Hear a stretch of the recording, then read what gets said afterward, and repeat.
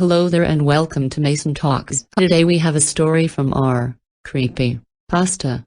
I hope you enjoy the video. A food order from England. I am a takeaway worker in a popular takeaway in the Middle East. I don't like working here, but I don't have much choice. Times are always hard in the Middle East. We get so many customers and so many workers keeping this function going. We are very popular here, and I remember a guy from England visiting us and was surprised how great the food was. He was on holiday and he said he would love to visit us again. I am good at this job but do have dreams for more and better opportunities. I don't want to be a takeaway worker all my life. Then that guy from England had phoned up the takeaway.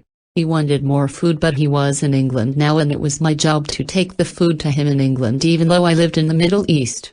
I first found someone who could smuggle us to England by boat. It was a speedboat and the engine was pretty good and it was still scary. The waves were heavy and some people fell into the water. I held tightly to the customer's food, and I had to push some people over into the waters because they tried taking the customer's food to eat.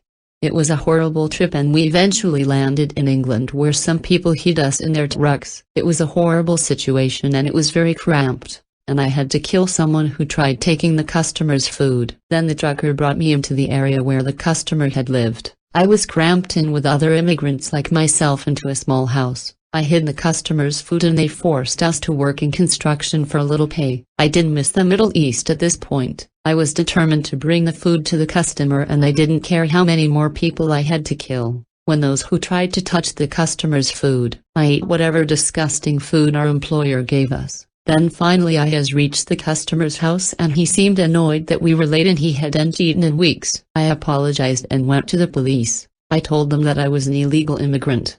They sent me back to the Middle East. A customer in England had complained that the food was cold, rotten and disgusting. How dare he, and does he even know or care about what I had gone through to get the food to home all the way from the Middle East? He didn't even tip.